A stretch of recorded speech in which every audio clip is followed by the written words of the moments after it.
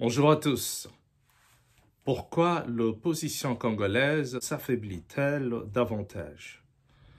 Il est des choses qui se construisent toute sa vie et celles qui se présentent comme une surprise.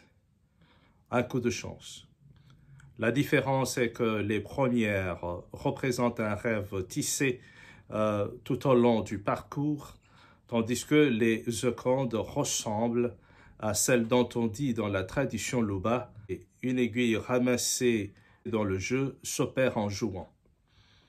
L'opposition congolaise actuelle a un parcours semblable à cette aiguille qu'elle a perdue le lendemain de la nomination de Martin Fayulu comme candidat commun de l'opposition en face de Joseph Kabila, alors président de la RDC, qui semblait s'accrocher à un pouvoir dont il avait déjà dépassé de 2 ans son second et dernier mandat.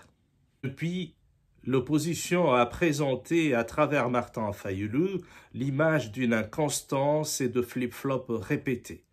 Celui-ci demande à ses sympathisants de ne pas voter et de mettre le feu à ses machines le jour des élections. À quelques jours des élections, il fait marche arrière et demande cette fois-ci à ces mêmes électeurs de voter sur des papiers. À la publication des élections qui ont vu Félix Tshisekedi à la tête de la RDC, Fayulu, qui avait démotivé ses sympathisants, donc les électeurs, crie à la fraude sur tous les toits et se dit président élu. Dans le cadre d'une politique d'unité, Tshisekedi sollicite sa main et Fayulu la lui refuse. Une main sale, dira-t-il. Quelques mois après, Fayulu propose de composer à l'insu d'autres membres de l'opposition avec Tshisekedi et de jouer un rôle qui se rapprocherait de celui de Premier ministre. Ici, le karma fonctionne. Félix Tshisekedi dit non. Du coup, Martin Fayulu se découvre la loquacité d'un opposant radical et s'en prend à Moïse Katumbi qui avait, lors des alliances, soutenu celui-ci à coups de billets de banque et de jets pour déplacement lors de la campagne électorale. La discordance se fait retentissante. Moïse Katumbi, forcé à l'exil sous le pouvoir de Joseph Kabila, un collaborateur d'antan devenu un ennemi politique, accepte de faire partie de l'Union sacrée, une plateforme proposée par le président Félix Tshisekedi que le déséquilibre minoritaire au Parlement et au Sénat forcé à composer avec d'autres partis et plateformes au travers des alliances. Pendant qu'il est dans l'Union sacrée avec des ministres au gouvernement, Moïse Katumbi est très critique du gouvernement et de la politique de Félix Tshisekedi. Une stratégie maladroite car faisant partie de l'Union sacrée, alors que l'honnêteté exigerait de partager les retombées du bilan. Cette position, pourtant, ne l'exempte pas de son propre bilan à la tête du gouvernorat du Katanga, jugé positif par lui-même, mais largement négatif pour une grande partie des Katangais qui l'ont vu s'enrichir davantage pendant que la province, elle, n'a profité que de 2 tronçons de route, celle menant à la ferme privée de Kachobé, la ferme de Katumbi donc, et l'autre menant à Kasumbalesa pour faciliter le transport des camions transportant les minéraux vers la Zambie. Conscient de tout ce qui précède, Katumbi a compris qu'il ne peut pas le faire seul. Une alliance avec Joseph Kabila, précédée d'une rencontre organisée par l'Alliance katangaise, se murmure. Une alliance qui aura à se justifier sur sa gestion d'antan que sur son projet de société. Si Kabila a été pardonné par la population pour avoir accepté de s'en aller de la tête du pays, après 2 ans supplémentaires à son second et dernier mandat, son retour ouvrirait tant de casseroles contenues dans son placard.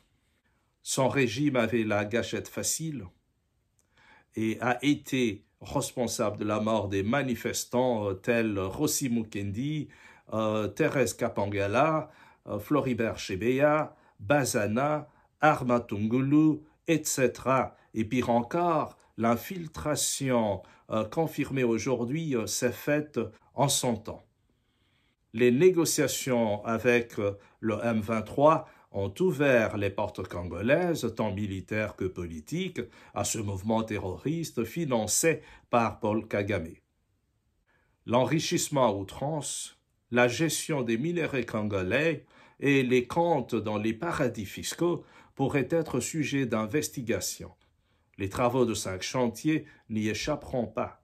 Matata Ponyo, son ancien Premier ministre, conscient de cet avenir qui pourra être une valse entre la maison et les cours de justice, s'est lui choisi de se cacher sous la couverture politique en annonçant sa candidature à la présidentielle de 2023.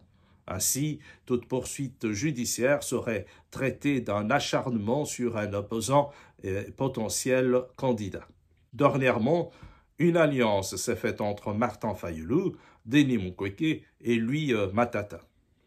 Un trio qui se cherche un poids politique, mais fragilisé par le passé de corruption dont 200 000 $ du dossier de parc agricole de Bukanga Lonzo, destiné à volatiliser son destination fixe pour Matata Ponyo, et 40 000 reçus de messieurs André Kimbuta par Martin Fayulu pour lui vendre sa voix pour le poste de gouverneur de la province-ville de Kinshasa.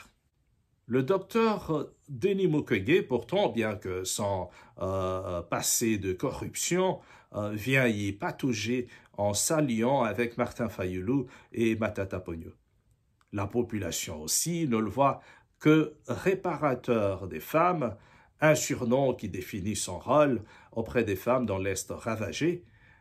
Un prix Nobel s'en est suivi. Le peuple congolais lui reconnaît ça, mais un politicien, ça tâtonne. Ses accointances avec la France ne lui facilitent pas les choses. La France-Afrique, officiellement morte mais officieusement vivante, est en train de perdre son influence en Afrique et la diplomatie française récolte des déboires dans le Sahel et dans d'autres pays d'Afrique. Être le candidat de la France en ce temps ne donne pas beaucoup de chance à Denis Mukwege dans le paysage politique congolais.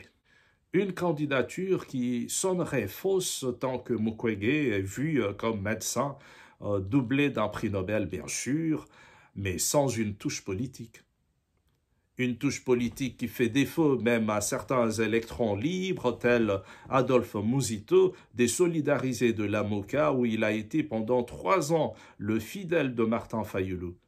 À son coup, par le dossier non justifié des maisons et appartements acquis dans Kinshasa sous son mandat en tant que Premier ministre de Joseph Kabila.